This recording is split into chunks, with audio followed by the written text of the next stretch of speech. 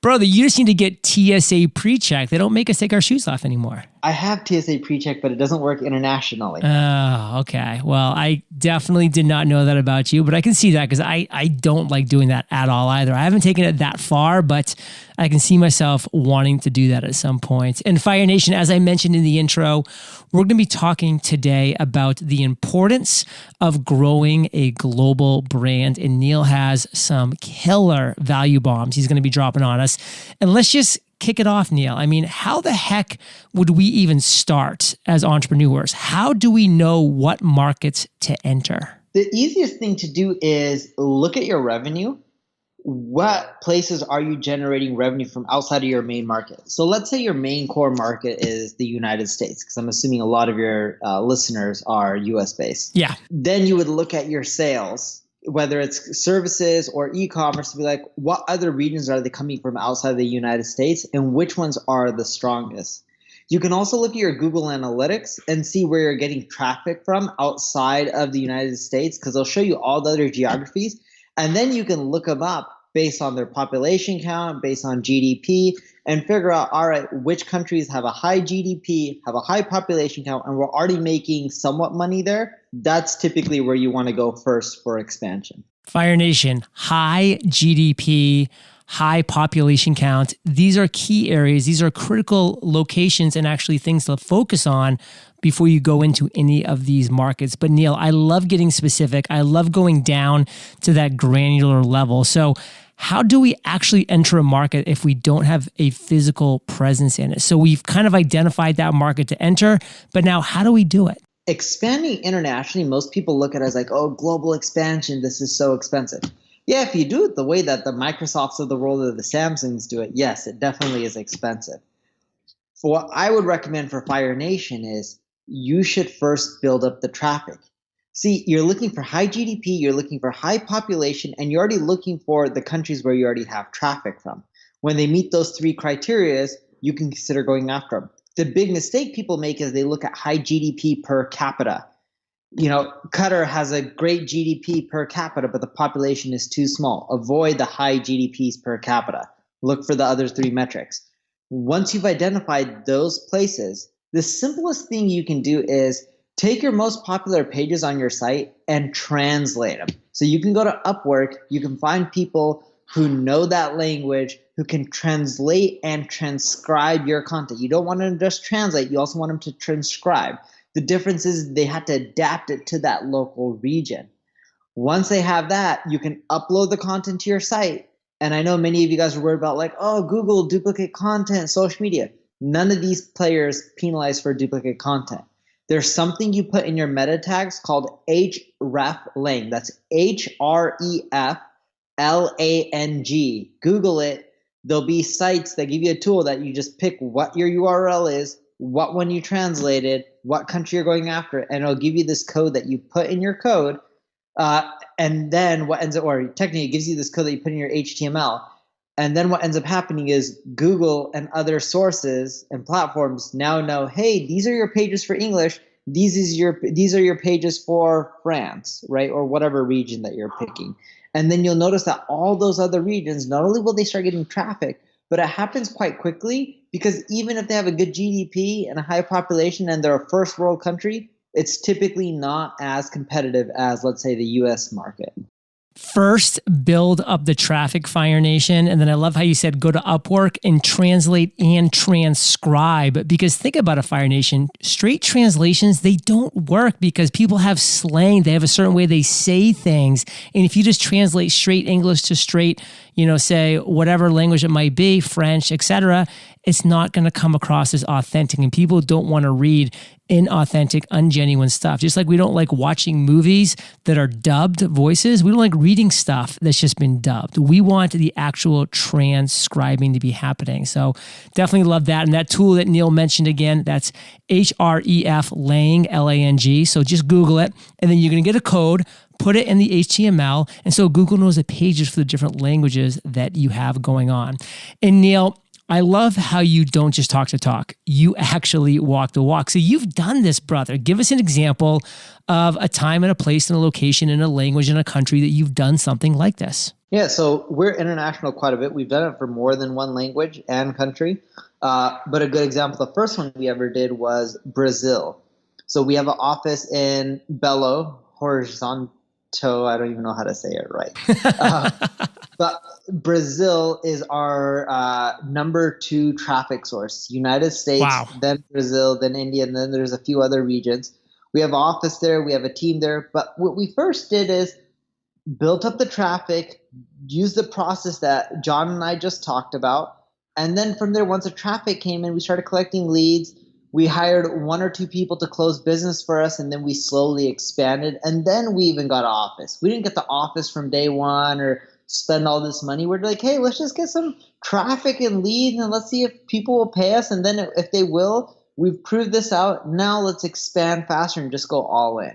So how do you understand the market and the competition in that market before you actually enter it? So like for your example in Brazil, I mean, how did you actually understand what that market was and what the competition was before you entered? What steps did you take? Well, most markets that you go into, there will be very little competition. Even if you go into the Germanys of the world, the Frances, the Japans, countries with amazing GDP. I mean, is America really the only high competition country, or are there some others?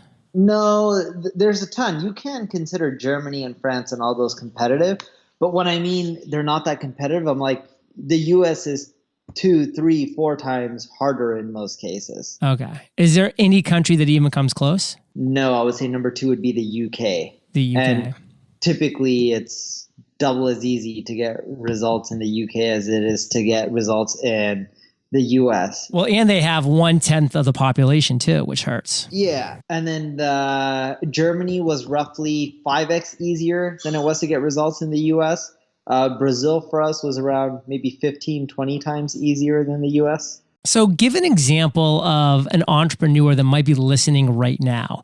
And by example, I mean somebody's listening, they're doing something like kind of like describe this avatar, this person that might want to do this that we've been talking about, that might want to enter a market in a different country. What steps would that individual take and why would they want to do it? For Fire Nation, I'm assuming a lot of people who listen to Fire Nation may have a bootstrap business. They could be selling courses, ebooks, subscriptions, maybe have ads on their website. Is that correct demographic? Very accurate, yes. Okay. So what I would actually do is I would pick a region, right, based on the criteria that we already gave earlier, and throw up some Facebook ads and see if you can just pay someone really quickly to translate and transcribe your stuff and see how much revenue you can end up generating. And then once you start seeing the income get in and you know it works, then just go out there and start translating your content and transcribing it as well, and then just go all in. But a quick test is to just go and run some Facebook ads for a few pages of your product and just see how many sales that you can generate. We also tried this out in Brazil and we found out that it's less competitive. The ad costs are a lot lower. To give you an idea, we spent around $4,000. I'm converting it. So we spent $4,000, not reais, that's their currency, but we spent $4,000 on ads and we generated a bit more than $60,000 in ebook sales.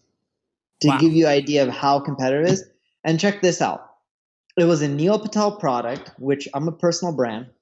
I don't speak Portuguese. Some guys from Brazil that I know did the webinar. They pitched the product. Their internet sucked. They were down for the first 5-7 minutes of the webinar. Still generated $60,000 plus dollars. That's after refunds. That's after merchant fees and everything. I mean, Fire Nation, these are the kind of areas you need to be thinking about if your business is stagnating right now. I mean, I can remember so clearly back in 2013, 2014, 2015, I would just like mention like to Kate that we should have a webinar and like I'd have 200 people sign up for it. And then 150 people show up live from that. I mean, it was just like the subscription rate, the show up rate, the conversions on those, I mean, were absolutely astronomical. I mean, we would do consistently 20, 30, 40K on a webinar running almost no to very little ads. Now, I mean, it is unbelievable how hard it is to get people on a live webinar. The conversions are way down. It's just a lot busier. It's a lot crazier. It's so much more competitive now in the United States market. And now you can go out to places like Brazil, like Neil's talking about, and you can be going back to like the 2013, 14, 15 timeframe that the US had now in 2019, 2020 and beyond. So Neil, little off topic here, but if Fire Nation is just like, you know what, I don't actually really have something right now that I'm focused on. I'm kind of a blank slate. What would you recommend to somebody who is a blank slate right now? And they haven't necessarily started becoming an influencer or an authority figure. They don't necessarily have a focused product yet. What would you do if you were really just starting off today with nothing, with no experience, no influence, with no followers, to really get moving in a foreign country? I would go do the same process, start with Upwork. I wouldn't even build up my brand in the United States. I would pick another region and just go after it because it's 10 times easier. To give you an idea, one of my buddies in Brazil, he's married and his wife has a site called Esposas Online. Like it talks about running a good household, decorations, bedding, all that kind of stuff. She built no links. She wrote, less than 30 pieces of content and she just gets 100,000 plus unique visitors a month. Wow. It has very little social presence, wasn't ever known. And she's not this rare person where everyone's like, oh my God, we all want to strive for her. This is what's considered the common example when most people start sites in some of these regions. Now, you don't make as much per visitor, but that's okay. These regions are growing really fast. Each visitor is becoming worth more and more over time really quickly. So you just have to be patient. What's an example of like a product or a service that you would launch knowing what you know in Brazil if you had, limited funds, you just had your knowledge right now, but not a ton of extra cash? I would do ebooks and courses. The reason being is Brazil lacks proper education. Yeah, they have schools and they have colleges, but they're not as great as people or the people who live there want. For that reason, they're much more heavy into buying online courses and training and education. They continually do that. So obviously you said India is like the third for you, but what are some other regions that really excite you outside of what we've mentioned already as far as countries that you think really are up and coming? Yeah, we've been doing really well in Japan, Germany, UK, of course. France has been growing really fast, Italy as well.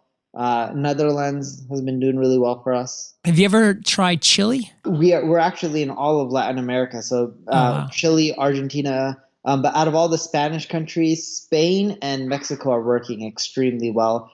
Argentina and Chile, they're decent, but Mexico and Spain are producing much better results, not just for me, but for most people that I know that are entering the Spanish markets. And what are you kind of seeing as far as trends right now? Like what's trending in these different countries that really kind of has you excited about content or courses or ebooks or just something completely different? Take what worked in the US 2-3 years ago. That'll work in almost all of these countries today. I mean, that's the thing, Fire Nation. You're seeing the future. If you have had your finger on the pulse in the US 5, 6, 4, 3 years ago, again, webinars, live webinars, crushing it back in 2014. You couldn't do a live webinar and not, do pretty decent if you had a decent webinar, a decent pitch, a decent product. And now it is really difficult, but different countries, different results. And if you think Neil's done dropping value bombs, you're mistaken. We're going to have some more when we get back from thanking our sponsor. I've found out about some of my favorite podcasts from advertisements on other podcasts. And that's why I'm excited to tell you about Work Check, an original podcast from Atlassian. Our workplaces today are changing fast, but which changes are actually going to serve us best? Work Check takes your most pressing questions about the ways we work together and hashes out the best arguments on either side. Kate and I just listened to the episode on whether you should connect with your teammates on social media while we were driving through the mountains of Yosemite. Now, those views are some steep competition, but we loved hearing the arguments arguments from both sides and also had fun sharing our own 2 cents. A couple of episodes I'm excited to tune into next are: could the 4-day work week be a game changer for your team? And should you only give your coworker feedback to their face? Listen to Work Check on Apple Podcasts or anywhere you listen to podcasts. We'll also include a link in the show notes. Shout out to Work Check for their support. This year feels like the official return of conferences and in-person events, and I'm very excited to be speaking live on stage at this year's Inbound 2022 event in Boston. Inbound 2022 is happening in person and online September 6th through the 9th, and Kate and I would love to see you there. This year, the in-person experience will include festival-style stages, including the podcast stage, What's Next stage, and the main stage. Aside from hosting a live interview on the podcast stage for Entrepreneurs on Fire, I'm fired up about the connections and inspiration that'll be all around us at this year's event. If you can't join us in Boston this year, there are several other pass options available, like the Starter Pass, which is your free ticket to the Spotlight Talent. Prices are increasing, and there are only a limited number of VIP tickets available, so be sure to check out Inbound 2022 today. Inbound 2022 is built by you, powered by HubSpot. Learn more or get your tickets now at inbound.com. So Neil, we're back, and I mean, what if we have already created all this amazing content? Do we have to translate what already exists, or should we just create brand new content altogether? You should consider translating/transcribing what already exists. It's going to be easier, and in most cases, it's going to be cheaper than having local people write from scratch. Because the tone, the quality of the work, the tone, the messaging that you're going to want to get across may not be there. Now, granted, you don't speak the language. You don't know if the transcription or the translation is going to be amazing either. But if you're hiring people with good ratings from places like Upwork, you shouldn't have an issue. Now, is SEO the same across the board? I mean, is the SEO identical in Brazil and in Argentina and Spain as it is in the US, or is it different? It's identical. It's just literally night and day difference when it comes to how easy it is to get rankings. So it's exactly the same. Like whatever you're doing that's working in the US, you're just going to do that and you're just going to have more success just because there's just so much less competition. Like, is that the only reason is less competition, or are there other reasons why it's easier? There's just less competition. That's the main reason. What about PR? Like, are you doing any kind of public relations in these new markets? No, none at all. We started to, because the businesses are growing, they're making good money. So, might as well start doing PR and put more fuel to the fire. But in general, when we started off, we did very little of that. So what is this PR you're doing? Now we'll get into like magazines and articles, and we'll do interviews and all this kind of stuff. Funny enough, they'll try to interview me, but I don't speak the local language. Right. So someone on my team will do the interview on my behalf. Oh, now are you actually employing like a PR firm down there, or are you just kind of doing a grassroots? We typically employ a PR firm in each region once we start making money, and it's going well for us. Now, recently on your podcast, a marketing school podcast, you didn't really have a lot of great things to say about PR companies. Is that kind of based in the US, or is that just because you have no foothold and you have to rely on them outside the US if you want some kind of PR? In the US, I haven't had good experience. There's a few people like Chris from PR Serve who's good. There's another guy named Chris Winfield who has like a PR group, and he's really connected with reporters. He's good. But in general, I haven't had good luck. And overseas, what we found is if you're from America, it's like 50 times easier to create press than if you're a local. Like, they love it, even though you can't speak the local language. And if you hire a local PR firm, it's like fishing with dynamite. And even if they're mediocre, they should be able to get you results. Now, I think you mentioned the reasons why you aren't that impressed with a lot of PR firms in the States is because they're not results-based, but like PR Serve is results-based. Can you kind of talk about the differences there? I met a guy named Chris Barrett from PR Serve years and years ago at a conference. And he had this philosophy because he was in the PR industry for years. And he's like, it's so skewed. All these people charge $5,000, $10,000 a month retainers and they barely get you anything.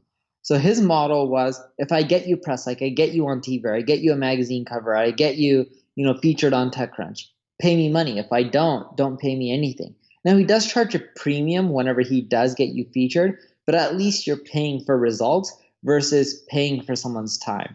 Because just because someone works hard and puts in the time doesn't guarantee that they're going to give you results. Fire Nation, it's all about results. I mean, it's worth it paying to get featured on X, Y, and Z.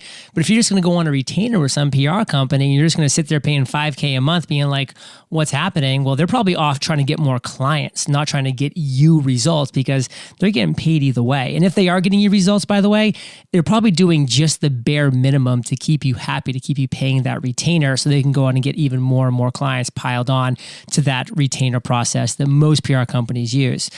Let's talk about the reception that you've gotten from locals in these new markets. Good, bad, ugly, somewhere in the middle? All good. They love it. They're so happy to have people from the United States come in and employ more people within their region, teach them new things. They love it. Now, if you were to get out of a car in Brazil, would people recognize your face? Most people, no, by no means. If I go to a tech conference in Brazil, yeah, but other than that, very few people. I think in Brazil we get 370,000 unique visitors a month. So it's a decent amount of traffic. I mean, is that a goal of yours to get to a place where you can actually step out of your Lamborghini in Brazil and people are like, oh my God, there's Neil Patel? I don't drive, but it could be get out of an Uber. But yeah, no, for me, I'm pretty private personally. So I don't care for like fame and glory or any of that. I just want to grow my business and have fun doing it. So let's talk about having fun and growing your business. Let's kind of shift to you talking about what you want to talk about for the next couple of minutes. Like, what do you want Fire Nation to hear from your voice? I mean, you have a daily podcast, a marketing school podcast, which, by the way, Fire Nation, you got to check it out if you're into marketing at all, because Neil and Eric, they just rap about all topics about marketing. I'm not going to lie, it is number 2 on my playlist for my Alexa flash briefings that I do on a daily basis. So right after my little Gary V spurt of energy, it goes into Eric and Neil talking about their marketing tip of the day. It's short, it's sweet, it's powerful. What are your thoughts, Neil, about podcasting in general? Like, what have you seen from doing this daily podcast that you now have over 1 million listens per month? You're throwing an event for your podcast listeners. What's the deal? Podcasting is amazing. And here's a crazy part about it. You started podcasting early on. I don't know how many years you've been doing 2012. This. Yeah, a long time. Podcasting, in my opinion, all the data shows it still hasn't blown up in the United States. It's growing faster.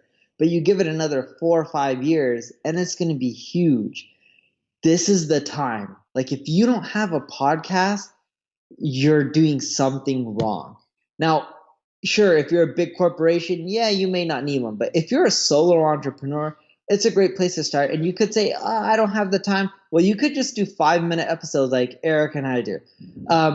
Or you could do what John does, and he's really smart with it. If I'm not mistaken, your process for podcast recording is you'll group them, right? You are my 7th of 9 interviews today. Exactly, right? So grouping is a great way and you can get more done. And the quality on John's end is amazing with his sound quality, but look, can't afford any of that? Who cares? Bust out your laptop, bust out your phone, start talking into it. Something's better than nothing. You'll still get results. And they say something like the average medium income from like a podcast listener is like 70 something thousand. I know it's a pretty high number. I don't know what the exact number is, but it's pretty high. Fire Nation, it's for all those reasons I just can't stop podcasting. I mean, I've done over 2,100 episodes now, but I just love it. I get to talk to people like Neil for 25, 35 minutes. We get to share it with you, Fire Nation. And I just get to keep getting better at what I do, at my craft, learning. I mean, I'm being educated by Neil on all the things that we've been talking about here today and so on and so forth. Just like you're learning, Fire Nation, I'm learning as well. There's so much power in that. So moving away from podcasting for a second, Neil, what's exciting you right now? I mean, beyond what we've already talked about, which I know is exciting you, what is something that is really firing you up? I've been riding this whole new wave that I don't think has caught on yet, but I think it's going to be a huge part of the future, in which software right now is expensive. And there's a ton of players, but it doesn't cost that much money to build these software solutions. But yet, a lot of tools out there cost $50, $100 a month. And marketing is getting more expensive. Paid ads keep going in cost. I started an experiment over a year ago, and it was with a tool called Uber Suggest. I decided to release an SEO software, stuff that everyone pays for, and just make it 100% free. Now I burn roughly 200,000. It's a bit under 200,000 a month on the tool. But I found that I generate more visitors from doing that. And overall, in the long run, although it seems crazy, it's cheaper to do that than it is to pay for ads. And my ROI is much higher. That's interesting. And I know that Asana's had that model for a while. Are you familiar with Asana's model at all? It is, but Asana has freemium. I'm just doing 100% free. I'm like, there is no paid plan. I just give away everything for free. So what is your long-term plan? Like with Uber Suggest, first off, kind of break down what Uber Suggest is. So Fire Nation, you should be definitely using this if and when it makes sense for your business, which is like right now today. So break down what it is and kind of what your long-term vision is for this going forward. Uber Suggest is an SEO tool. And you can do a few things. You can put in a keyword. It'll tell you all the other related keywords, how much traffic they get, how competitive it is to rank. So then that way you have more keyword ideas that you can put in your blog post to rank higher. And it even helps you up with like content ideas and topic ideas. The other thing it does is you put in a URL for any one of your competitors. It shows you their traffic, the keywords they rank for, and their top pages. And when you go to the top pages section, you can see every single page that's driving them the majority of the traffic, the keywords each of those pages ranks for on Google, wow, the number of social shares they have, and who's linking to each and every single one of those top pages. And now you have a game plan of, hey, these are all the pages my competitors get traffic for. Let me create better versions of them, because I already know they get social shares. So people like platforms like Facebook love it. I already know the keywords they're going for, so I can just put in those keywords into my article. And I already know all the people who link to their article, so I can just email them saying, hey, I released something similar. Mine's better because of X, Y, and Z. If you like it, feel free to link to it. In Fire Nation, I know that you are looking to build this kind of stuff. Better SEO, more traffic, more lead gen, et cetera, et cetera. And Neil, I know that you're actually a big fan as well of the founder of Backlinko. He talks a lot about that skyscraper effect where, hey, you see where some major source is linking to an article, why don't you go and write an article that's 10 times better than that article that they're linking to, then go to that major source and say, by the way, here's an article 10 times better than the article you're linking to. Will you update your link? Because you are obligated to create the best experience for things that you're linking to for your readers or for your viewers, whatever it might be. This is it. Make it happen. And of course, word it in a politically correct way, but that's how you can start using the skyscraper effect when you are creating 10x better articles. Don't just make it a little bit better because it won't be worth their time. You got to make it a crap ton better. So Uber Suggests, what's your long-term vision, Neil? My long-term vision is just give away more and more stuff for free and make my money from the large corporation. The large corporations. Love that. So let's kind of end with a bang, Neil. I'm going to figuratively pass you the microphone right now.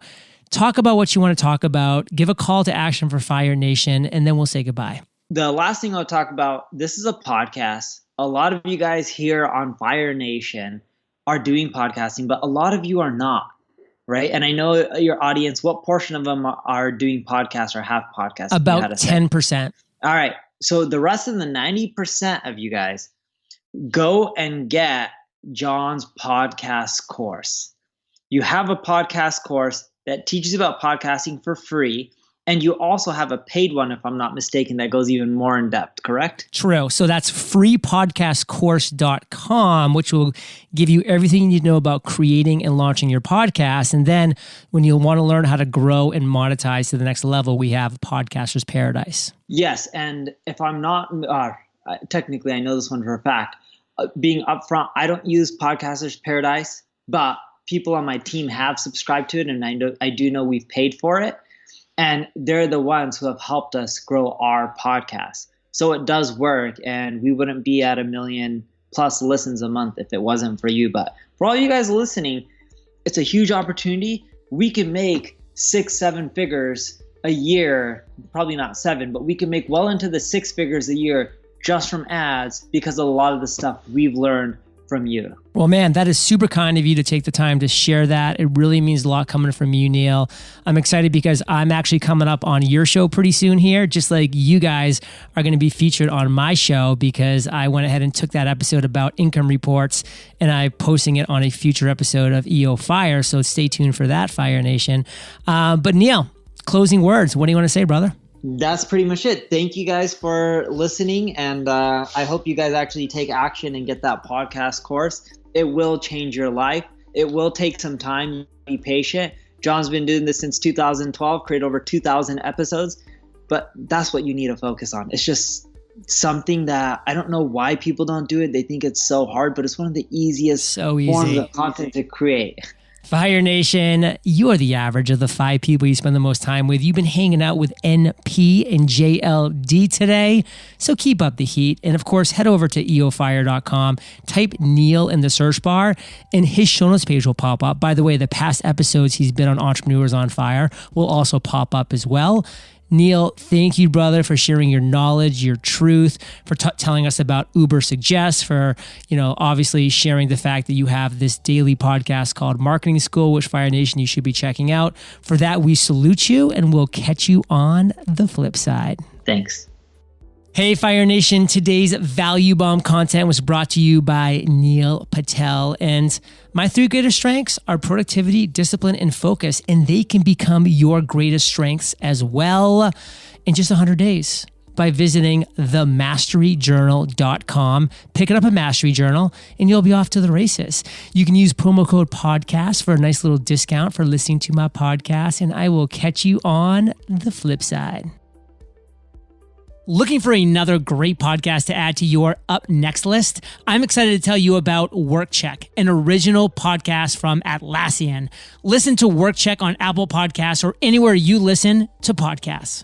Business Made Simple, hosted by Donald Miller, takes the mystery out of growing your business. Recent episodes like how to attract and retain top talent and how to make more money with your current products are straight fire. Listen to Business Made Simple wherever you get your podcasts.